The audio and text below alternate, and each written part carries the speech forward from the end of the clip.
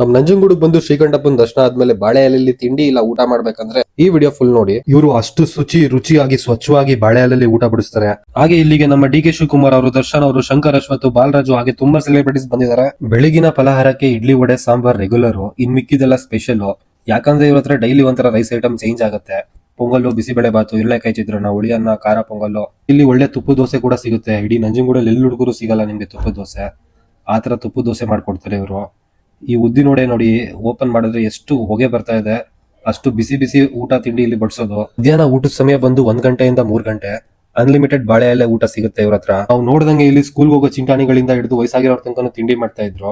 ನೀವೇನಾದ್ರೂ ಫಸ್ಟೇ ಬಂದು ಇಲ್ಲಿ ಸ್ಪೆಸಿಫಿಕ್ ಆಗಿ ನಮ್ಗೆ ಇದೇ ತಿಂಡಿ ಬೇಕು ಅಂತ ಹೇಳಿ ಆರ್ಡರ್ ಕೊಟ್ಟೋದಲ್ಲಿ ನೀವು ದರ್ಶನ ಮುಗಿಸ್ಕೊಂಡು ಬರೋ ತನಕ ಆ ತಿಂಡಿ ಇಲ್ಲಿ ರೆಡಿ ಆಗಿರುತ್ತೆ. ಈ ಚಿಕ್ಕ ಪುಟ್ಟ ಫಂಕ್ಷನ್ಸ್ಗೂ ಇವರು ಕ್ಯಾಂಟೀನ್ ಆರ್ಡರ್ ತಗೋತಾರೆ. ಇವ್ರದ್ದು ಎಕ್ಸಾಕ್ಟ್ ಲೊಕೇಶನ್ ಬಂದು ಶ್ರೀಕಂಠೇಶ್ವರ ದೇವಸ್ಥಾನ ಹಿಂದೆ ರಾಘವೇಂದ್ರ ಸ್ವಾಮಿ ಮಠ ಹೋಗೋ ರೋಡ್ ಅಲ್ಲಿ.